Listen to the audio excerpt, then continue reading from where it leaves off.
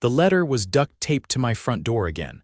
Not in the mailbox, not even on the doormat. Duct-taped, like a ransom note. I peeled it off, already knowing the tone, passive-aggressive and written in Comic Sans. Violation. Unauthorized flag display. Fine, $125. Immediate removal required. I stared at the flag fluttering gently from my porch post. It was an American flag, that's it. Not upside down, not altered, just a regular old flag, the same one I've flown on and off for years. I muttered seriously and walked back inside, letter in hand. It was signed by the HOA president herself, Elaine Jefferson. Blonde bob, tennis visor tan, and a voice that could curdle milk. Elaine had made it her personal mission to turn our quiet neighborhood into a suburban dictatorship. I wasn't just a homeowner. I was also Gregory Hale, a senior city zoning officer. And the only reason this HOA even existed legally is because I approved their original permit application 3 years ago. I remembered the meeting clearly. Elaine had practically begged for my signature like it was a backstage pass to a Bon Jovi concert. But now she was fining me for flying a flag. The next morning, just as I was brushing my teeth, I saw her, Elaine, marching across my lawn like she owned it, arms crossed, lips pursed. I stepped onto the porch with my coffee. "Good morning, Elaine." She didn't return the greeting. "You were told to take that flag down, Gregory. HOA regulations prohibit unapproved displays." "It's an American flag," I said, sipping my coffee. "You know, the one the Constitution protects," Elaine sniffed. "This is about aesthetics. The board voted on it. We want a uniform look." "Flags distract from the architectural cohesion." I raised an eyebrow. "Architectural cohesion? Elaine, half the houses still have Halloween decorations up and it's March." Her eye twitched at that. "You'll be receiving additional fines if it's not gone by tomorrow." I didn't respond. I just walked back inside, closed the door, and pulled out the file folder from my home office labeled HOA Permits East Ridge Meadows. I flipped to the original signed paperwork, my signature clear as day. They wanted a war over a flag, fine. I'd give them one. Only difference is I came armed with every legal thread holding their precious HOA together. I spent most of that afternoon at my desk, flipping through the HOA's original charter, the zoning maps, and the conditional use permits that granted them limited authority over common areas. Not individual lots. That distinction was critical, and I had the documentation to prove it. The problem was, most residents didn't understand the difference, and Elaine counted on that. By 5 o'clock, I had highlighted every clause they had misapplied, misunderstood, or flat-out ignored in their recent string of enforcement letters. I'd seen 3 neighbors get fined for things as trivial as leaving their porch lights on past midnight or having lawn chairs visible from the sidewalk. One elderly couple got written up for an unauthorized bird bath. I wasn't just going to fight my own battle, I was going to blow the whole thing open. Right before sunset, I walked down to Donnie's house, 3 doors down from mine. He was a retired court clerk and the kind of guy who kept every receipt, bill, and business card he'd ever received. His garage looked like the back room of a law office. Donnie opened the door before I even knocked. "I saw her pacing around your lawn again," he said. "She's getting worse." "Want to see something fun?" I held up the permit folder. "Turns out I'm the guy who approved the HOA's charter, and I've got a stack of violations they've committed so far, some of them not small." Donnie stepped aside and waved me in. "You're saying they've been bluffing this whole time?" "I'm saying they've been operating outside their legal boundaries for over 2 years, and if we move fast, we can catch them with their hands still in the cookie jar." He scratched his chin. "You want to go public?" "Or legal?" "Both." We spent the next 2 hours going through old HOA newsletters, meeting minutes, and financial statements.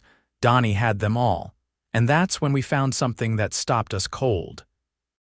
A payment of $52,000 had been made from the HOA's reserve fund to a company called Silver Pine Landscaping, allegedly for retaining wall improvements around the community pool. Except there was no retaining wall. There had never been one. I typed the company's name into the city's contractor database. No matches. I tried the Secretary of State's business registry. Nothing. Then I checked the address listed on the invoice. It was a P.O. box. Donnie leaned back in his chair. So they invented a landscaping company to move money. That's fraud. Yup, I said, already drafting a memo. And since that pool is considered a shared amenity under their charter, it falls under city oversight, which means I can file a formal request for audit and enforcement. This isn't just about you and your flag anymore, Donnie said. No, I said, saving the document. It's about every person they've bullied, fined, or lied to, and I'm done waiting. By the next morning, I had filed the audit request with the city's Department of Community Management. Normally, it would take weeks to assign a case. But I'd worked there for over a decade. I knew who to call. At 9:15, my phone rang. It was Maria Chen, the lead auditor. I've already flagged the HOA's account, she said. Preliminary review shows at least 3 unaccounted withdrawals over $20,000 each. We're escalating to the city attorney's office. Can you loop in the financial crimes division? I asked. Already did, she said. And Greg, nice work. Before noon, city investigators were reviewing Silver Pine's fake invoices. I didn't stop there. I printed copies of the original permit agreement and highlighted the clauses Elaine had violated, especially the limitations on enforcement authority. I dropped them into manila envelopes and placed one on every doorstep in the neighborhood. I was halfway down Willow Drive when I heard a familiar voice behind me. Gregory, what do you think you're doing? I turned to see Elaine jogging toward me, heels clicking against the pavement. She was flanked by her ever-loyal vice president, Carl, who looked like he'd been dragged out of a golf cart mid-game. Distributing legal information, I said. You might want to read it. Especially the part about your limited jurisdiction. Elaine grabbed an envelope from a nearby porch and flipped it open. Her expression tightened with every line she read. This is misinformation, she snapped. You're trying to stir up chaos and undermine the board. No, I said. I'm correcting it. Carl tried to interject, but I held up a hand. Carl, before you speak, you should know the city's already investigating your landscaping expenses. You signed off on every one of those fake invoices. His mouth opened, then closed again. Elaine's face turned the color of chipped brick. I want you to retract this, she said. You'll have to file a formal request, I said, walking past them. But I wouldn't hold your breath. By the time I returned home, residents were already gathering in small clusters on sidewalks and driveways, reading the documents and comparing notes. Donnie had taken it upon himself to explain the financial fraud piece, and it didn't take long for word to spread. At 6 o'clock that evening, someone rang my doorbell. It was Officer Ramirez, a local beat cop I'd worked with on zoning issues in the past. Behind him stood 2 plainclothes detectives from financial crimes. We've got a warrant to review the HOA's financial records, Ramirez said. You available to walk us through your findings? Absolutely. I led them to my office and handed over everything: copies of the permits, the fake vendor invoices, even images of the non-existent retaining wall. The detectives barely said a word as they flipped through the pages, but one of them gave a low whistle when he reached the payout totals. We'll need access to their meeting minutes and board communications, he said. Donnie has the archives, I said. I'll take you there. As we walked, I noticed Elaine's car parked at the curb, but she wasn't in it. Her house lights were off. Carl's too, they knew. Within 48 hours, subpoenas were issued. The HOA's operating account was frozen. Elaine and Carl were both served with notices of investigation for misappropriation of community funds, fraud, and abuse of authority.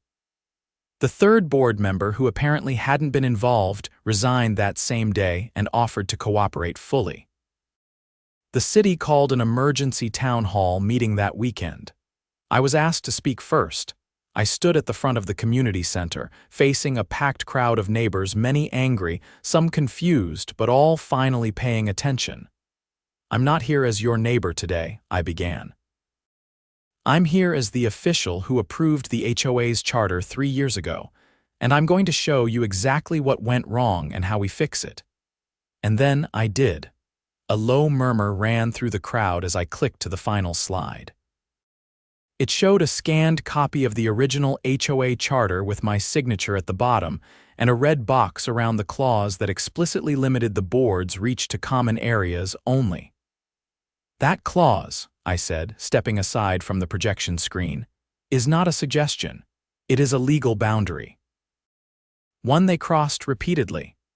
The room had filled to capacity, folding chairs, standing room along the walls, even a few people watching from just outside the open doors. Most of these folks had never attended a city meeting in their lives. Tonight they showed up in droves. Councilwoman Renee Alvarez, who had shown up unannounced midway through the presentation, stood and addressed the room.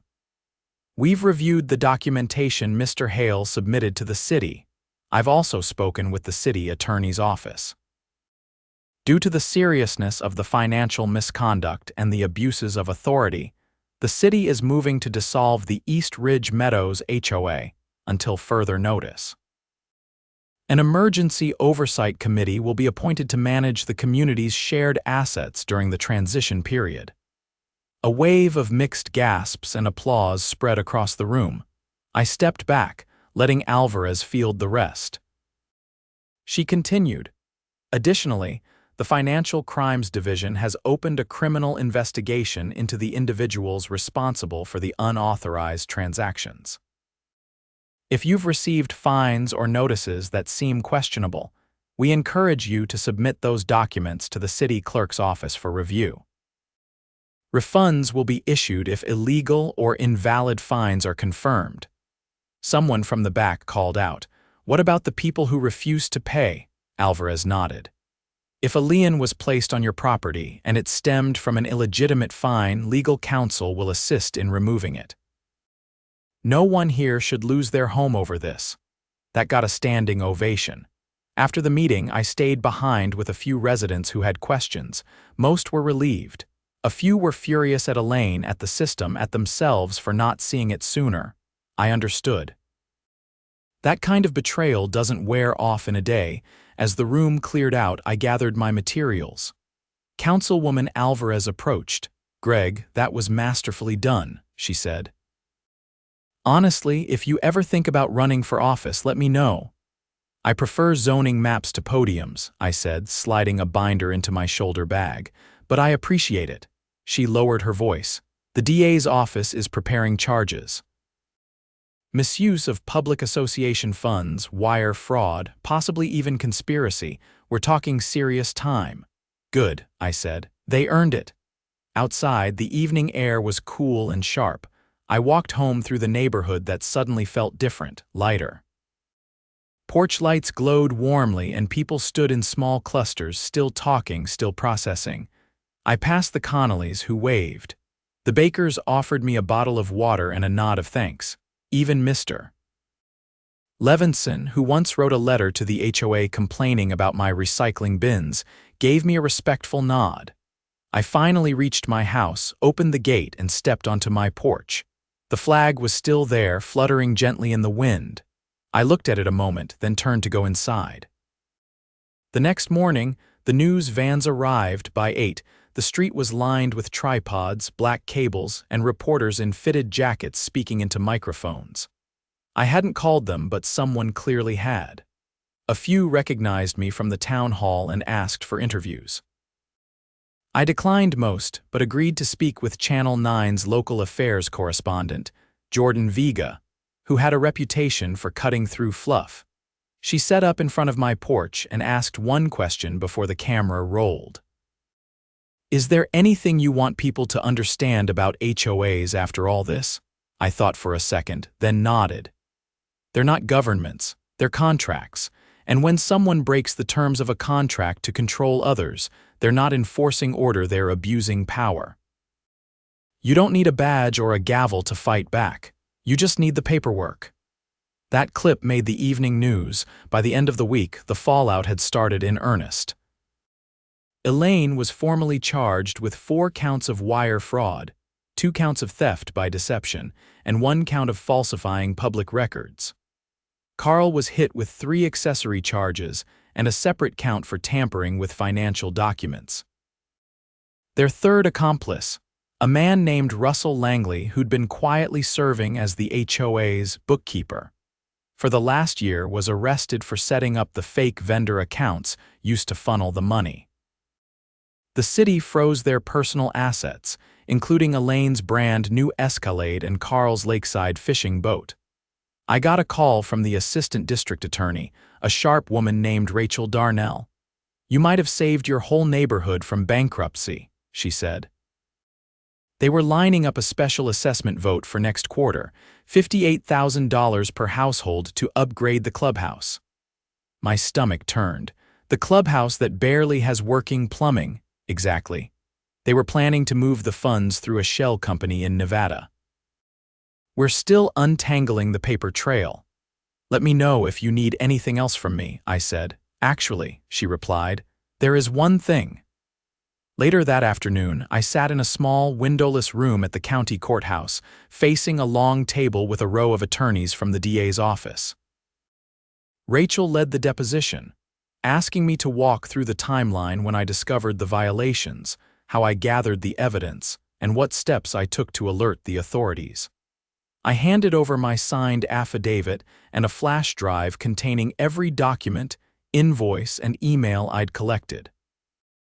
They were especially interested in the minutes from a closed-door meeting Elaine had tried to keep off the books, one where she allegedly convinced the board to greenlight a series of emergency expenditures without community approval. Rachel leaned forward.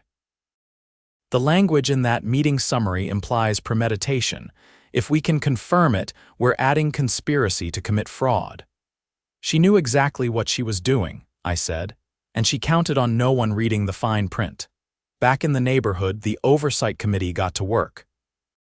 Donnie was appointed interim chair, along with 2 other residents who had previously declined to get involved. Funny how quickly people step up once the illusion of control is shattered. I stayed on the sidelines by choice. My part was done.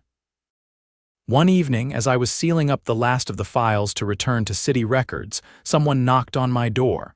It was a teenager, maybe 16, holding a clipboard and a stack of flyers. "Hey, are you Mr. Hale?" he asked. "Yeah. We're starting a neighborhood civics club, like for teens." "My mom said you'd be cool to talk to," I blinked. "You want to start a civics club?" "Yeah. Like help people understand housing rules, local laws, stuff like that, so this doesn't happen again." I stepped aside. "Come on in." We talked for over an hour. I gave him some books, some links, and a lot of encouragement. When he left, I stood by the window and watched him head down the street, clipboard tucked under his arm like a badge of honor. The irony wasn't lost on me. All this started over a flag, the simplest symbol of civic identity. And now, maybe, it was going to mean something again, not because someone told us to fly it, but because we earned the right to keep it flying. The following week brought a quiet that felt earned. It was the kind of calm you only get after a storm tears through, exposes the rot, and leaves clear skies in its wake. Mailboxes stayed empty of warnings. Driveways were free of citation slips. Neighbors waved more, lingered longer on sidewalks, asked questions they hadn't before. I'd gone back to my zoning work, both relieved and restless. The audit team had moved in full force, but something still didn't sit right with me. The fake landscaping company, the ghost invoices, those were bold, yes, but not clever. Elaine was manipulative, not stupid. There were deeper layers. I could feel them. One afternoon, just as I finished reviewing permit applications for a commercial lot across town, I got a call from Rachel Darnell. "Greg," she said, "we found something else. It's not public yet, and technically I'm not even supposed to tell you. But you need to hear it." I set my pen down. "Go on." "You remember the clubhouse fund Elaine kept referencing in board emails? The one she said was being reserved for long-term infrastructure improvements." I nodded, even though she couldn't see me. "Well, there's no record of that fund in the HOA's official ledger, but we found a bank account opened under the association's name at her regional credit union. One of the co-signers, Russell Langley, the bookkeeper. Right. Except, she continued, the paper trail shows another name tied to the withdrawals, not Carl, not Elaine, who, she hesitated. Elaine's son, Thomas Jefferson. He listed his occupation as community development consultant. I leaned back in my chair. He doesn't live here. Nope, Rachel said. He lives in Clearwater, but over the past year he's been transferring funds from that account into a shell company registered under his name called Northwell Growth Group. It doesn't do anything. No employees, no services. Just a mailbox in a strip mall. And the money, gone. Over $170,000 in total. We're working with federal investigators now. This crosses state lines. Wire fraud, laundering, conspiracy, it's about to get federal. I hung up and sat quietly for a moment. I wasn't angry. I wasn't even surprised. But something clicked into place like the final piece of a puzzle I didn't realize was missing. Lane hadn't just misused funds to throw her weight around our neighborhood. She'd been part of a family-run siphoning scheme, using her position to funnel money to her son under the pretense of community improvements that never existed. That night, I met with Donnie again, along with 2 residents from the newly formed oversight committee. We sat at his kitchen table, surrounded by old financial reports and a whiteboard filled with arrows, dates, and account numbers. Think she planned this from the beginning? One of them asked, a middle-aged woman named Priya who used to keep to herself until last month. She knew what she was doing, I said, but she didn't plan to get caught, that's the difference. Donnie tapped a section of the board. Here, that's when the payments started. Right after the HOA voted to approve that so-called beautification initiative, remember that? Priya's eyes narrowed. I do. She made it sound like we were getting new benches and lighting for the walking trail. That's what got everyone on board. They used that vote to justify opening the new account, I said, but they never disclosed it to the residents. The money never touched the community. Donnie folded his arms. We need to make this public, not just a city matter. People need to know how deep it goes. They will, I said. By the time the feds finish their investigation, this won't just be a local scandal. It'll be a case study. The next morning, federal agents executed warrants at both Elaine's property and her son's out-of-state residence. Elaine was escorted out in a long gray coat, sunglasses on, lips pursed. No press release had gone out yet, but the neighborhood grapevine moved faster than any newswire. By noon, her house was sealed off. A federal notice taped to the front door outlined the property's seizure under suspicion of being purchased with laundered funds. The silence that followed was different this time, not cautious or confused, just settled, like the ground had stopped shifting. For the first time in months, people weren't looking over their shoulders. At the next town hall, held in the elementary school auditorium to accommodate the crowd, Councilwoman Alvarez returned. She stood at the front with a federal agent and a representative from the State Housing Commission. East Ridge Meadows is being restructured, Alvarez said. Not just the board, but the entire governance structure. A new charter will be drafted. No HOA will be able to enforce policy without full resident approval from now on. The cheers from the audience weren't loud. They were steady, grounded, like gratitude finally had a place to land.